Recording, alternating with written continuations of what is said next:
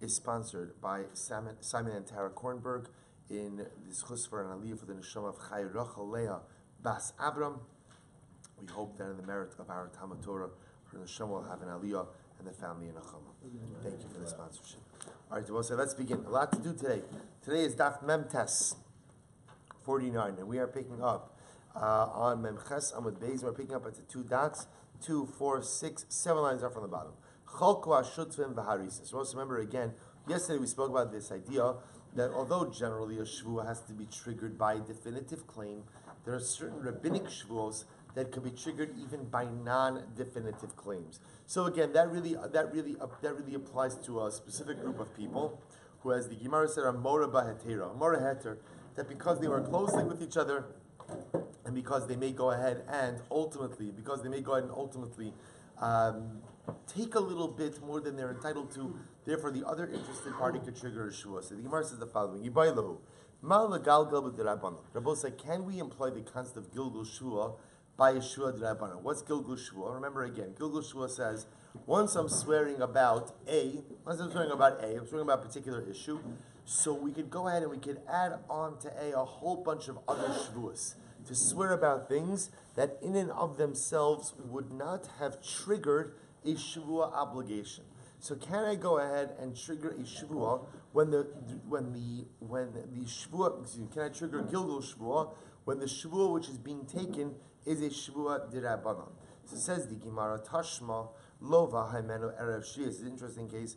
I borrow money from Ruvain on Erev Shmita, Erev Shvius.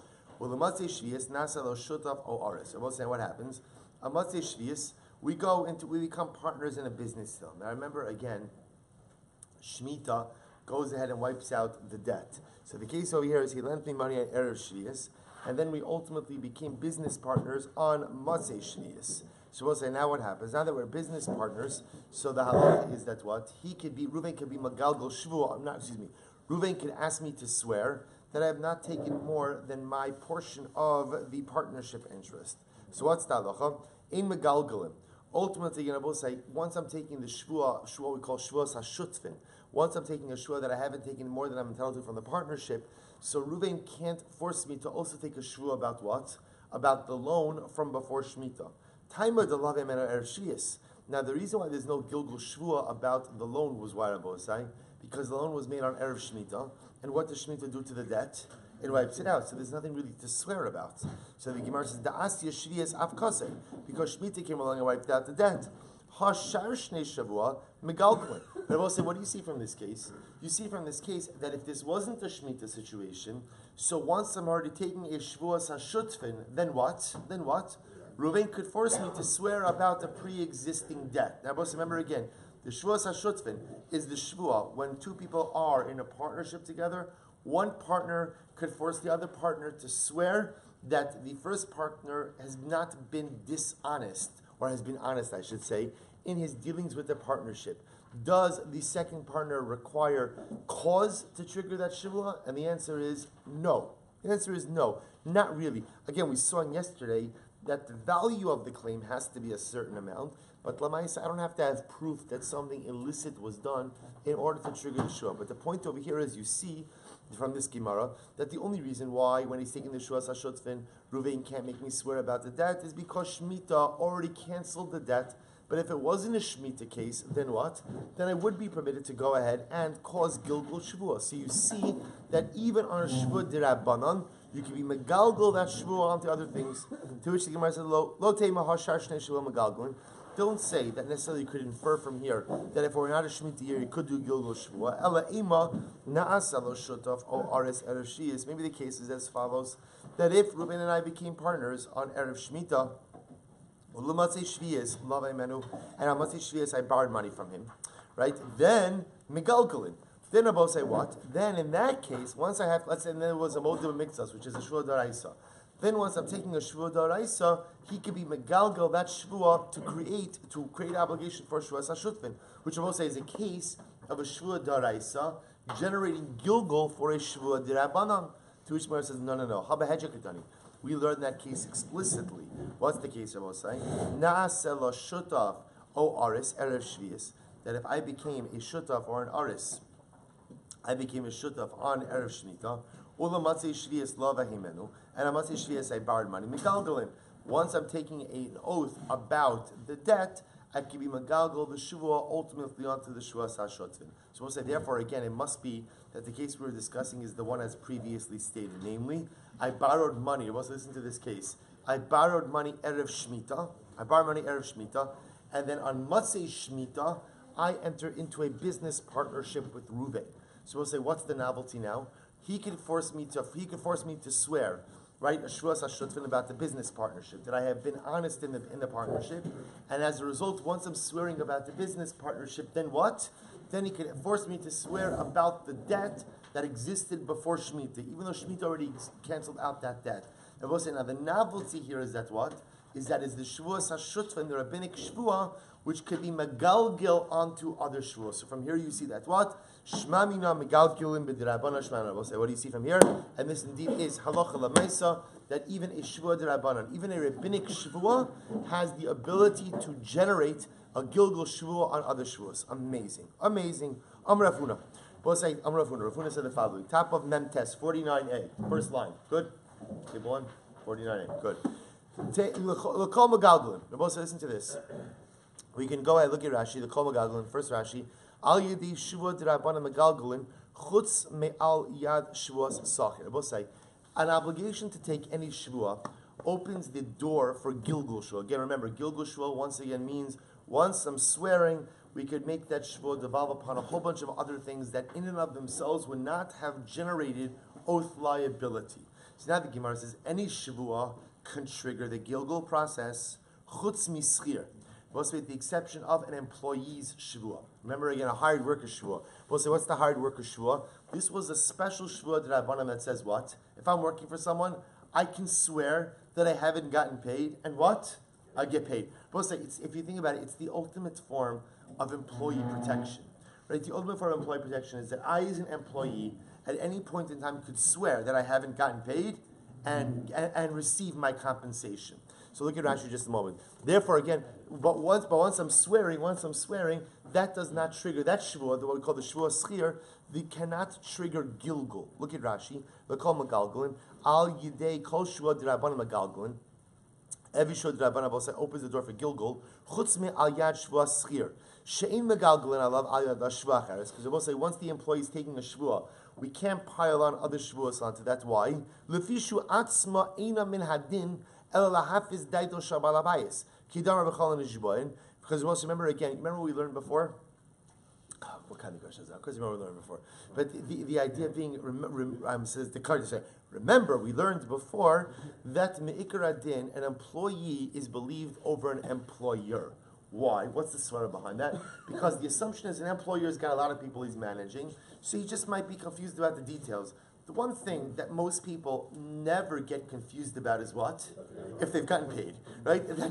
I might forget a lot of things, like my kids' birthdays, but I'm not gonna forget if I got paid or not. So therefore, Abosa me'ikar adin, when the employee says I haven't gotten paid, he's believed. The shvuah is there in order to make the balabos, in order to make the employer, because otherwise, Abosa, the employer feels vulnerable if at any point in time any of his employees could say, I didn't get paid. Therefore, the Shevuah is there as a fail-safe to make him feel more secure in the employee's claim. Because Rabbi said this Shevuah is already what we call a takana, because it is already enacted. In other words, this is not really an obligatory Shevuah. It's just a Shevuah that's instituted to make the balabais, to make the employer feel better. You can't pile other Shevuahs on that. Fine. Rav Chisda says, L'kol in makilin, chutz mischir de makilin. We'll say, so this is actually interesting. So Rav Chisda says, we're not makil for any of the other Shevuos, which I will say, in this verbiage, Rashi says, they're saying the same thing. L'kol in makilin means that we're not lenient. Rather, we do Gilgal Shevuah for other Shevuos, with the exception of Schir, with the exception of the employee's Shevuah, Rabbi said we don't do Gilgal Shevuah. So remember again, what this means is we don't say, for any other Shevuah, once you're already swearing about matter A, we'll say, you know what, while you're swearing, swear about B, C, D, and E as well. Those were matters that could not generate their own oath liability.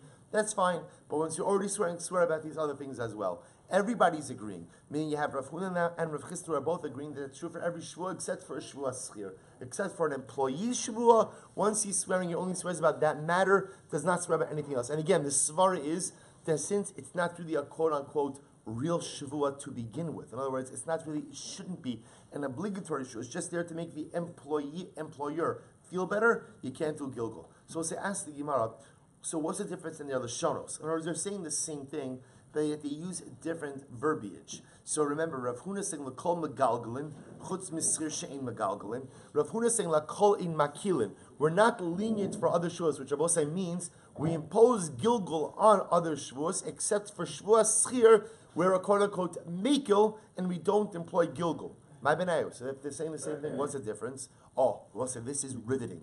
Ika benayu liftoach lo. And we'll say, watch this. Look at Rashi liftoach lo. Im lo ta'an hatoveh sheis galgul alav yiftechu lo bezdin gilgul lemandam megalgalin ulemandam in makilin im tan gilgul in makilin alav el megalgalin ve'im lo tano ilan liftoach lo. We'll say, watch this. The question is, let's say I show up in Beis and I have to swear about matter A. Whatever it is. I borrowed $1,000 from Reuven. Reuven says, you owe me 1,000. I say, I only owe you 500. I'm owed the mixus. I come to Beis Din.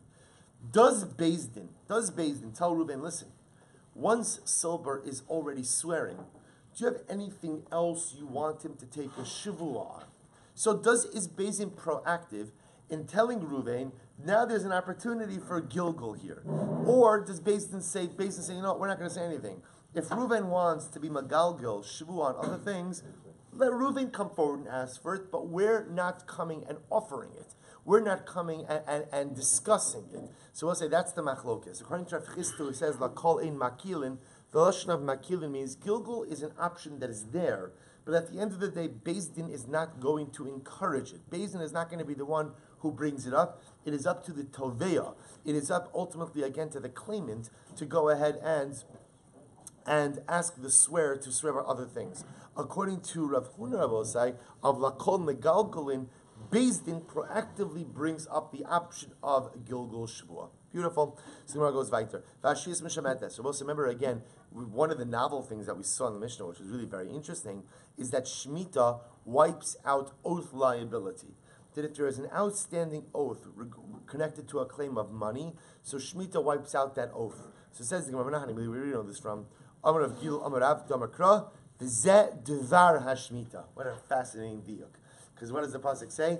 V'zeh Devar HaShemitah. That this ultimately, again, is the word of Shemitah. Afilu Dibor Meshamta.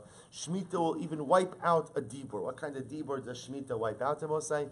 Shemitah will wipe out the Dibor of a Shevuah. Amazing. Hadron Aloch Kala Nishbon. Mazel Tov, Mosai. Last parak of Meseches Shevuos. Arba Shomrim. And I will say, it's great. Arba Shomrim. So there are 4 different types of Shomrim. I will say, now Rashi already points out, this Mishnah seems to be a dramatic, not repetition, review. Good, review of that which you learned in Bab Metzia, of the Dalet Shomrim. You're going to see we're introducing it now because of the carbonic liability that's going to be discussed. But we're going to speak a little bit about the different types of custodians. Arba Shomerhin. We'll say there are 4 different types of custodians. Shomerchinam, V'hashah. So we'll say Shomerchinam is an unpaid custodian. Shoel is a borrower. Nosei Schar is a paid custodian, what we call a Shomer Sachar. Socher, a renter. Okay, so we'll say, so these are all the individuals. So now, let's talk a little bit about their respective liabilities. Shomerchinam, Nishpa alakol. Now, we'll say Shomer Chino. When it says Nishpa alakol, means he swears to everything. That's another way of saying he swears to free himself from all liability. I.e., a Shomer Chinam has no liability for anything that happens to the object, as long as what? He was not a poshea. Look at Rashi. Nishpa alakol shelo pasha. The only thing I will say that an unpaid custodian is chayiv for is in the event that he was negligent. If he was negligent with the item, then he is liable. But if it was stolen, if it was lost, if it was taken captive, if it was broken, whatever died, he's not liable for that. So how does he free himself from liability? He swears. And what's the shvuah? So the shvuah is shvuah shelo pashati. I swear I was not negligent with the item. If that happens, he's out. He's done. He's finished. Next, hashol mishalim esakol. On the other hand, a borrower, right? A borrower is chayiv for everything. Remember, we saw this back in our Arba Shomrim days. The liability is directly connected to the rights of usage. The more usage you have, the more responsibility / liability you have. So a shoel is, as the Gemara says, kol hana'a shalo. He essentially becomes almost like an owner of the item. He can use it in any way. He can use it for everything. And therefore, by definition, again, he has complete liability. So hashol mishalim es hakol. He has to pay for everything. Whatever happens. No say schar. We'll say, what about a paid custodian, shomer sachar, or hasocher, a renter, nishboin. We'll say, so they swear, ala shvura, va'al hashvuya, va'al hamesa. So we'll say, so if the object broke, or if it was taken captive, or if it died, so they swear that they were not at all responsible, and they are exempt from responsibility. U'mishalmin es ha'aveda, ve'es ha'gnev. However, again, a shomer sachar and the socher are chayev, Rabbi say, if the object is lost, or if the object is stolen. Okay, now we'll say, before we go on, take a quick look at Rashi over here. Here's the important part for us. Look at Rashi. No says schar v'asocher. The kula mikray. We'll say, so skip down to just 2 lines. V'ha mishnah hazos kvar shnui b'asocher sapolim. We already learned this mishnah before in Asocher sapolim. Kikol ki agavna v'haydu hadra Rabbi v'tanya hacha. So why does Rabbi teach it? Why does Rabbi Yehuda Nasi teach it again here? I'm reading in Rashi. Mishum the boy lemisni chiyuve upetrei the carbon shvua di do. Oh. Because we're going to see in just a bit, so the real thrust of this Mishnah is carbonic liability for false oaths. So therefore, but in order to teach about the Shvuah liability, we first have to go ahead and give a little bit of an introduction regarding their Shomer liability. First, we speak about, again, their financial obligations. We'll say, get ready, here we go. I will say, if a person swears regarding, a shomer swears regarding something that he's liable for, im hodeh ubishvu also pater atzmo milashalim nimtza shekol from mamon v'chayiv shvuas hapikadon v'chomesh v'asham. I will say, here's the important part. When are you chayiv? What we call now, if a person goes in and takes a shvuas hapikadon, which I will say is an oath that says, I don't have the object, and it turns out that what? That he's lying. When is he chayiv a carbon asham plus the penalty chomesh? We'll say, when does that liability come about? Only if what? Only if he's denying a monetary claim. But if he's lying, but there's no denial of money, there's no monetary denial, then by definition he's not chayiv in the carbon. Also, we're going to see many examples of this where people are lying under oath, but their lies are not financially material. In other words, I'm lying about circumstances, but lamaisa, I wouldn't be chayiv for the money no matter what. So what the Mishnah is coming to teach me is the only time I'm chayiv for a carbon as a result of a false shvuas hapikadon is only when that denial was kfiras mamon. And again, this will become clear in just a moment. Only when that denial was a denial of financial responsibility. Ve'im nishpa al sheker achinam. But if you just swore falsely, for example, in a case where if you admitted what really happened, you wouldn't be liable to pay anyway, you will not be chayiv a carbon for the false shvuah. Why? Because you did not deny any kind of monetary claim. Now we'll discuss what you will be chayiv for in the Gemara. We'll say, watch this. Here we go. Watch. This is amazing. We'll say, get ready. Back to the Mishnah. I say to the unpaid custodian, hey, Chunshori, by the way, where's my ox? Right? Where's my ox? Amr lo mace. The Shomer Chinam says, Baruch Dynamis, it died. Now we'll say, now it didn't die. It didn't die. V'hushin nishbar, o nishba, o nignav, o avad. So what happened? So it either broke, or it was taken captive, or it was stolen, or it was lost. Or, nishbar, he tells me it broke. Right? It broke its legs. And in reality, that's not true. But in reality, it died, or it was taken captive, or it was stolen, or it was lost. Or the Shomer Chinam says nishpa, it was taken captive. But in reality, it died, or it broke, or it was stolen, or it was lost. Or the Shomer says nignav, it was stolen. But in reality, it died, or it was broken, or it was taken captive, or lost. Or avad, he says it was lost. So we'll say, again, in all of these cases, what happens? Shomer Chinam lies. Right? What he says happened to the animal didn't happen to him. Something else happened to the animal. And what happens? I say to him, Mashbi'acha ani. I say to him, do you swear? Do you swear? Bless you. That what you say occurred. So va'amar amen. And he says yes. So we'll say, so what just happened? What just happened? What just happened? He swore falsely. Nevertheless, we'll say, what's the halacha? Pater. he is not chayiv the carbon asham and the chomesh. Why not, Rabbi Osai? Because at the end of the day, it makes no difference. Meaning, had he told the truth, he would have been exempt also. Because remember again, a shomer chinam, he's only chayiv for one thing, which is what? Pshia, which is negligence. And Rabbi Osai, in these cases, there was no negligence. It just happened to be he lied about the circumstances of the animal. He swore that the animal died when in fact it was taken captive. Or he swore that ultimately, again, it was lost when in fact it would die. But it doesn't make a difference. Meaning, again, he's a liar, and we'll discuss his liability for being a liar. But lamaisa, on a claim level, nothing he said is impactful. He hasn't denied money, and therefore, again, there is no shvua liability. Heichon shori. Rabbi say, watch this. If I say to him, "Where's my ox?" Amrullah eni yodeh ma tasach. Rabbi say, if he says, "I don't know what you're talking about." Rabbi say, now the difference in this case is what? Here, he is denying that he had the ox at all. V'hu shemeis o nishbar o nishba o nignav o avad mashbiach. And he says, "I'm sorry." So he says, "I don't know what you're talking about." So again, so v'hu shemeis o nishbar o nishba o nignav o avad, and I say to him, "Mashbiach ani, do you swear you don't know what I'm talking about?" Va'amar amen, and he says, "Yes." Pater. The boss say again, he's pater. Why? I hear he's saying, "I don't even know what you're talking about." The boss say, as long as it turns out that he was not negligent with the ox, his denial of knowledge about the ox was not really kfiras mamon. He wasn't denying anything. Why? Because he would have been pater anyway. He would have been exempt anyway. Therefore, again, the denial of the ox itself is not what's called a kfiras mamon. It's not a monetary denial. Heichon shori. We'll say, but if I say to him, "Where's my ox? Where's my ox?" Amar lo avad. He says it was lost. Mashbi acha ani va'amar amen. And I say, "Do you swear?" And he says yes. Va'idim idino. So sha'ach lo. Oh, but the witnesses claim. Guess what? Bless you.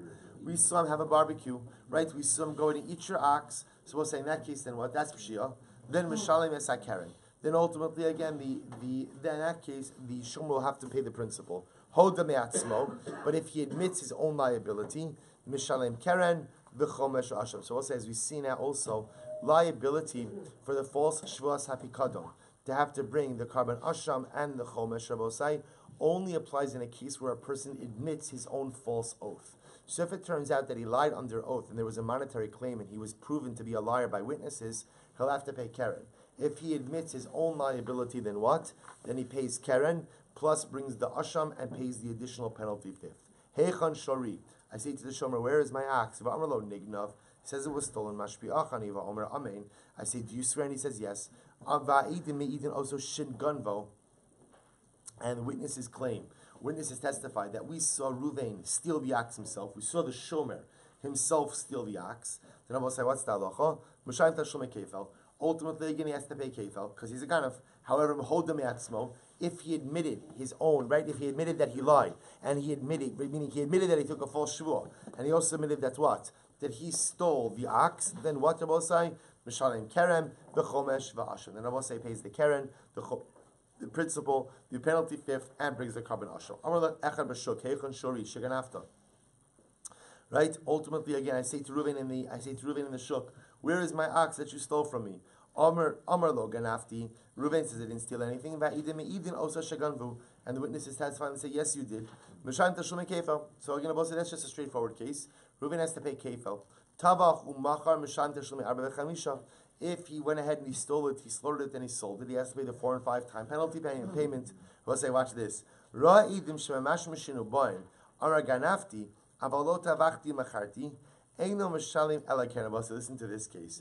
Let's say Reuven stole my ox, right? And at first glance, he's going to deny it, but then what happens? He sees the witnesses coming, and he knows, those guys know that. So what does he do? He's fine, I stole it, but I didn't go ahead and slaughter it and steal it. And Rabbi said, I was lying about that. He did slaughter it and steal it, but here's the chap. Once he admitted that he stole it, Rabbi said, what does that do? That frees him from kefel. Right? Remember, again, kefel, double payment, is a knas, is a penalty payment. Modib knas potter. Once you admit a penalty payment, you are exempt. So what happens? This guy sees witnesses, and he admits that he stole it, thereby exempting himself from the double payment. Now, here's the chap. Even though he's also lying about the fact that he slaughtered it and stole it, he's not chayiv arba v'chamisha. Why? Because as we saw before, part of the arba v'chamisha rabosa is kefel. Once there's no kefel, there's no arba v'chamisha as well. Once he exempts himself from kefel, because he admitted that he stole it, by definition, he is exempted from Arba Vechamisha as well. Now, the novelty Rashi points out over here is that what? Even though his admission was clearly motivated by what, Rabosai? By what? By the witnesses, right? By the witnesses. In other words, remember again, it was close. Right? He goes ahead and he sees the witnesses coming. See, he realizes he's about to be found guilty by those witnesses. See, I might as well cut my losses over here. And at least, if the witnesses come, I'm going to be chayiv kefil. If I just admit it myself right now, I'll only be chayiv keren. I might as well just cut my losses. So we'll say, even though that's why he's admitting it, okay, admission is an admission is an admission. At the end of the day, he admits it. The fact that it was motivated not through some type of altruistic desire to do tshuva, but to avoid greater financial liability, doesn't matter to us all that much. Amar lo shor, both say next case. I say to the borrower, Heichon shori, where is my axe? Amar lo, he says to me, mace, it died. But instead it broke, or it was taken captive, or it was stolen, or it was lost. Both say same thing as shomer chinam.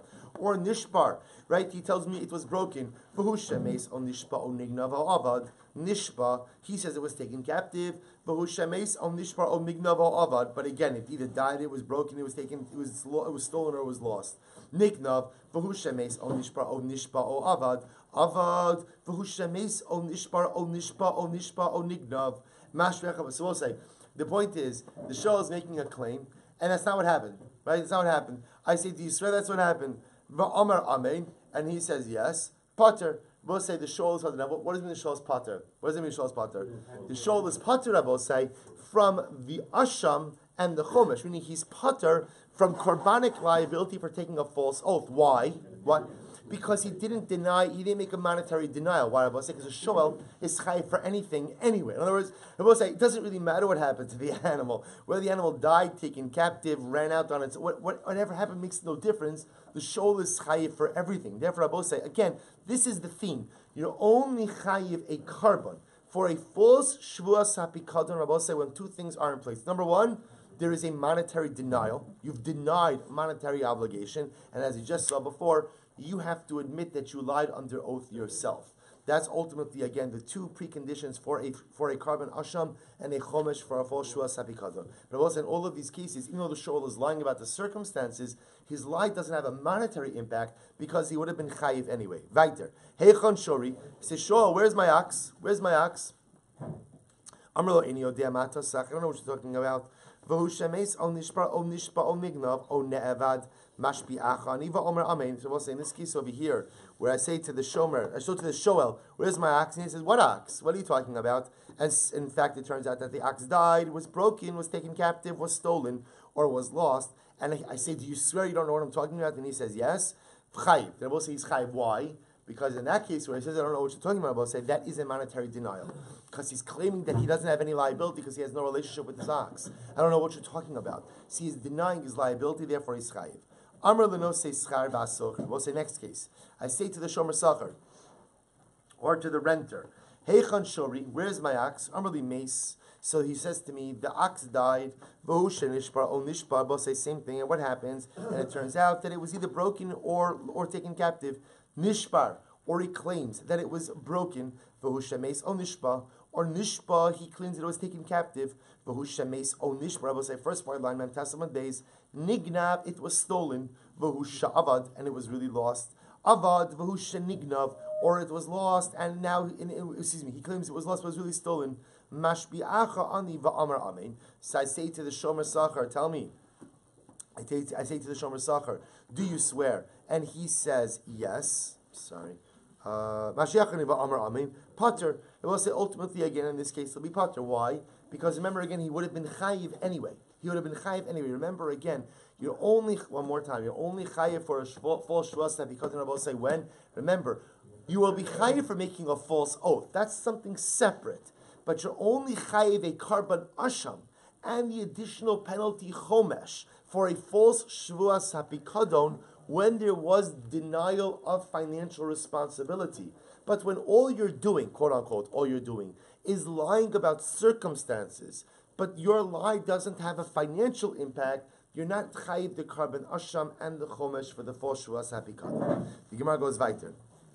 Mace on nishbar on nishba vushenigna. But if he claims it died, or it was broken, or it was taken captive, but in reality it was stolen or lost, mashbi acha ani va'amar amen. I say to the shomer sachar, do you swear? And he says yes. Chayiv. In that case, he'll be chayiv. Why? Because lemais again, that claim was an attempt to free himself from financial liability.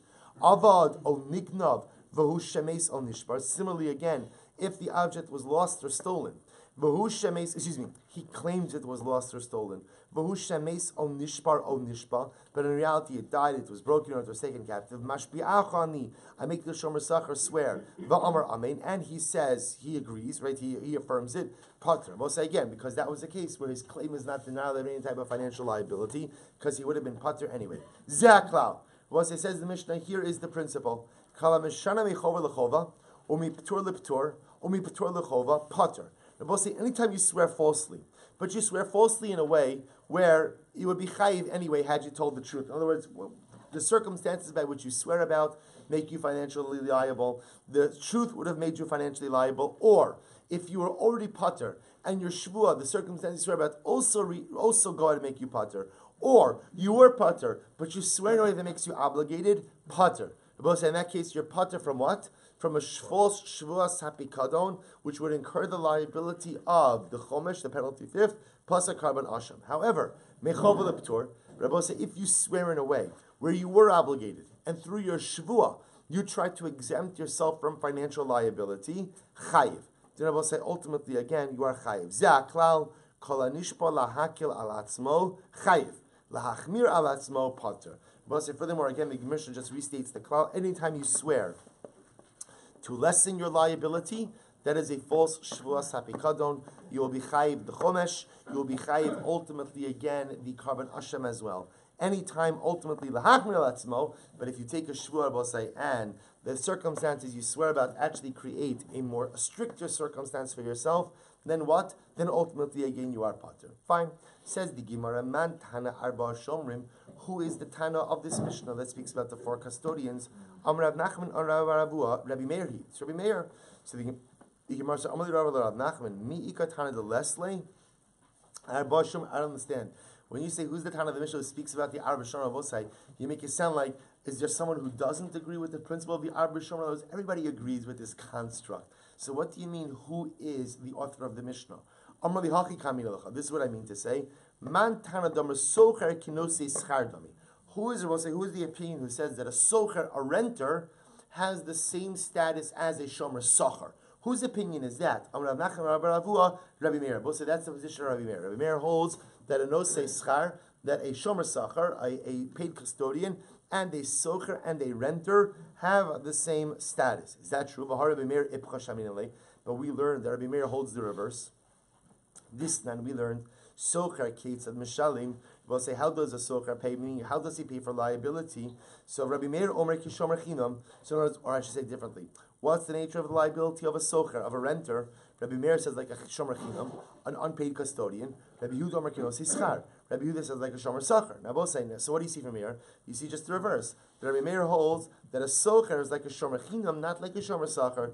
To which the Gemara says, Rabbi Baravua ipchatani. So Rabbi Baravua both say had the reverse version, and Rabbi Baravua's version, Rabbi Meir held that a socher is like a shomer socher. Therefore, I will say the Gemara is suggesting that our Mishnah reflects the view of Rabbi Meir. Everybody holds of the four shomrim. Everybody holds of the four watchmen, right? Four different types of custodians. But rather, again, it's the unique sheet of Rabbi Meir who holds that a socher, a renter, has the status of a shomer socher. Tani, hani arba, havush lo shavu. So we'll say, I don't understand. If that's the case, then in reality, there aren't really four shomrim. There are really what, I will say? There are really three. Because now a socher, a renter, and a shomer socher, a paid custodian, essentially have the same status.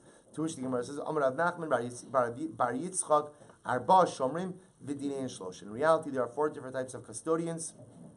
But I will say between the four of them, there are only three categories. Right, so there are four different types of individuals, right? But really only three different halachas. Why? Because the shomer sacher and the shomer and the socher have the same status of liability, or have the same halachas.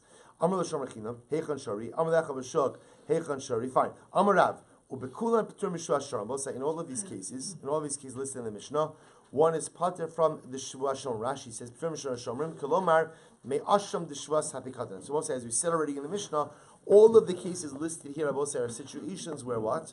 Where a person, even though they're lying about circumstances, are not freeing themselves from financial liability. Because of that, ultimately, again, they are pater from the asham of Shevuos hapikadon. V'chayavin mishum Shevuos bitoy. But Rabbi say they are chayiv for what? They are chayiv ultimately again for a false Shevuos bitoy. Remember what's a Shevuos bitoy? What's a Shevuos bitoy is a declarative shvuah.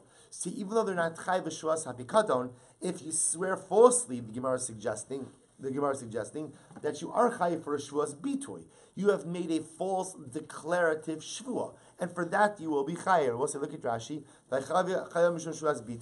L'sha'avar carbon ola v'yored im shagag b'carbon kedin shvuah l'sha'avar k'ba'omri odeni sheshvuah zu asura ava'ini d'yishchin l'carbon. So we'll say, for example, in any of these cases in the Mishnah, even though you will be pater from a Shevuos hapikadon, because you did not make a financial denial, but if you swore falsely, and you realize that you were swearing falsely, then what? You will be chayiv for a false Shevuos bitoy. You will be chayiv a carbon ola v'yored for a false declarative shvuah. Shmuel says, af petur mishum Shevuos bitoy. Shmuel says you will be pater even for a Shevuos bitoy. You want to be chayiv for that. What's going on? What are they arguing about? Shmuel savar less haba. So we'll say Shmuel says in order for a shvuah to be a Shevuos bitoy, you have to be able to phrase it both in the past tense and in the future tense. These shvuos, however, cannot be phrased in the future tense. Therefore what? Therefore, there is no liability even for a Shevuos bitoy. Rav savar isa balavein. Rav holds that ultimately, again, the definition of a Shevuos bitoy has to be something that can be phrased in the positive and the negative, and all of these shvuos can be phrased in both the positive and the negative. But Rav and Shmuel already argued about this once. The itmar, because we learned Shevuos shezarak ploni tzor liyam. I swear that Reuven threw a stone, a pebble, into the sea. Shevuos shelo zarak, or I swear that he did not throw it. Rav Amar Chayr. So Rav says this is a proper Shevuos bitoy. Why? Why is it a proper declarative Shevuos? Because it can be phrased in the positive and in the negative. Shmuel Amar Pater. Shmuel says you're Pater. Why? Because it can be phrased in past tense, sha'avar, but cannot be phrased in what? Future. I can't say I swear that Reuven will throw the stone into the river. There's no such shua like that. So the Gemara says, Rav Amar Chayv Disa B'Lavein. Rav says you're Chayv because it's a proper bitoy, because Shevuos bitoy, as long as it can be phrased in the positive and the negative, it's a proper shvuah. So Shmuel Amar Pater, the less Baba. Shmuel says you're Pater. Why? Because you cannot phrase it in the future tense. So both say Rav and Shmuel already argued about this once. If they already argued about it once, why do you need it again here? Tzricha, we need it to both say Di'iyah Shmo Inan Baha. Because if it would have just said it in this case that we just quoted, Rav Mishum Devanafshe Kamishtaba. We'll say maybe the case of where I swear that Reuven went ahead and threw the stone into the water. I will say that's a case where I'm swearing of my own volition, right? Maybe that's where Rav holds his sheet of Abahach. But where Bezin is administering the Shevuos bitoy, maybe even if it can't be phrased in the positive and the negative, maybe you'll still be chayiv to ultimately again. Kid Rabbi Ami, Don Rabbi Ami, Kol Shusha Dayan Mashbirin also. Because Rabbi Ami holds that what? Any time, and we'll see this in just a moment, that any time that Bezin administers a shvuah upon a person, you cannot be chayiv for a false declarative shvuah. Furthermore, had it just stated this halacha, this machlok is by our Mishnah, maybe it's only over here in our Mishnah where Shmuel holds his shita, but maybe in the other case, I will say that we just quoted above, maybe perhaps he agrees with Rav, therefore I need both cases. Gufa, Rabbi Ami, Kol Shvosha De'ana Mashbirin Osa, Ein Ba Mishum Shevuos bitoy. So remember, what did Rabbi Ami just say before? Anytime that Dayanin, anytime that ultimately, again, the judges go ahead and administer a shvuah, anytime the judges administer a shvuah, there is no liability for a shvuas bitoy. There is no liability for a false declarative oath. Shene'emar ol nefesh ki sishava levate b'svasayim. Because the pasuk says that when a person will swear to articulate with his lips, me'atzmo. I will say ultimately again the way Rabbi Ami understands it is me'atzmo. I will say that pasuk is talking about a person who swears of his own volition. When is there a chiyuv for a carbon ola v'yorei? If a person goes in and takes a false Shevuos bitoy, I will say when is that so? That's so ultimately again only when a person takes the shua of his own volition. But if Beis administers the shua, then there will not be liability for a false shuas bitui. The Amrei Shlakish, Silber says Ki Reish Lakish. Well, perhaps it's another opinion because maybe it reflects the Reish Lakish. What does Reish Lakish say? The Amrei Shlakish, Ki mishtamish ba'arv l'shon. So we'll say Ki could go ahead and could be understood in 4 different ways. If Dilma perhaps, Ella rather, Daha but. So both sides. So because of that, with Gemara's understanding over here is that nefesh kisi shavalabati b'sasayim. In other words, that the only way that a person ultimately is chay for a shvuas bitui, if it's levate b'sayim, if he articulates it with his own lips, i.e., if he takes the shua of his own volition, but not if he is ordered to do so ultimately again by Beis Din. Rabbi Lazar says, "Kula b'ter mishua shomrim, v'chay mishua shuas bitui." Rabbi Lazar says, all of the people listed in the Mishnah are pater from shua shomrim. Both are pater from the carbon asham and the chomesh, as we discussed extensively in the Mishnah. However, they are chayiv for shvuas bitui. Both if they realized that they swore falsely, right? If they knew they were swearing falsely, they just were unsure about the liability, right? For that, they will be chayiv for a false declarative shvua, with the exception of the following individuals. Chutz me'in yodea ma tosach d'shol. With the exception of the case of the person who says, I don't know, but the case of the shoel, where I go over to the shoel, it says, Heichan shori, where's my ox? And the shoel says, I don't know what you're talking about. Or Geneva va'aveda denose schar v'shabesocher. Or I will say the case of where the nose schar, the paid custodian, or the renter, both say something happened to the animal, they denied it, but in fact it was stolen or lost. Shu chayiv. Rabbi said that in these cases, these people will be chayiv shuas hapikadon. Why? Shei kafra mawan. Because Rabbi said in these cases, ultimately there was a denial of money. Rabbi said we won't make the official siyum over here. We won't make the official siyum over here. But lamaisa, we will we'll wish each other a mazel tov on unofficially completing the section. So I want to end off just with 2 nekudos. So first of all, just to understand, I was thinking last night as I was preparing the shir, it's like, what's the takeaway from the Sefer Shevuos? What's the takeaway from the Sefer Shevuos? So I'll say, so first of all, of course, there are many takeaways, because we had many beautiful Gemaras with many beautiful lessons, but of course the overarching takeaway, I will say, is the Koach HaDibur, is the power of words, is the incredible and overwhelming power of words. And you have an entire Masechta, really 2 Masechtos, because it's Shevuos and Nedarim, that are both devoted to realities which are created with our words. So we'll say, so sometimes we think that words are just words, that it's only actions that matter, words do not. We have an entire Masechta. We just spent 49 days focusing on the fact that that is unequivocally untrue. Actions are dramatic, but words can be equally as dramatic. Actions create realities, words create realities. And Rabbi say, that's an incredible mussar with which we have to live our lives. To recognize that the way we talk, that the way we conduct ourselves, that the way we talk to our loved ones, the way we talk to our friends, the way we talk about other people, Rabbi say, how we speak about other people, how we speak about ourselves, all of these words ultimately create realities. And if you think it's not true, all you need to do is do a chazara, as everybody's going to start tonight. The chazara on Masechah Shevuos, and you'll see again, blot after blot after blot, this word creates this reality, this speech, this creates this reality. Sometimes affirmation creates reality, sometimes denial creates reality. Rabbi said there is no such thing as a word that doesn't create a life reality. Every single word that we speak has an impact. Every single word, the Sas Emes brings down the idea by Nedarim. When the Torah speaks out Nedarim, so the Torah uses the word of Ish Kiyafli Lindar Neder. If a person will be mafli, so the lashon of mafli is articulate. If a person will articulate the neder, so becoming a nazir. So the Sasem is the Ger Rebbe says so beautifully that what's the shorish of the word yafli? He says is pella, is a wonderment. So what's the wonderment of become? What's so wondrous? Sasem says it's a wondrous thing that you can create realities with your words. What a pella! What a pella that I could be sitting in this chair and I could say something. I'm not moving a muscle. I'm not doing anything. I'm just sitting here and I could say word. I could create realities. Rabbi say, hopefully we remember a lot about what we learned from Masechah Shevuos.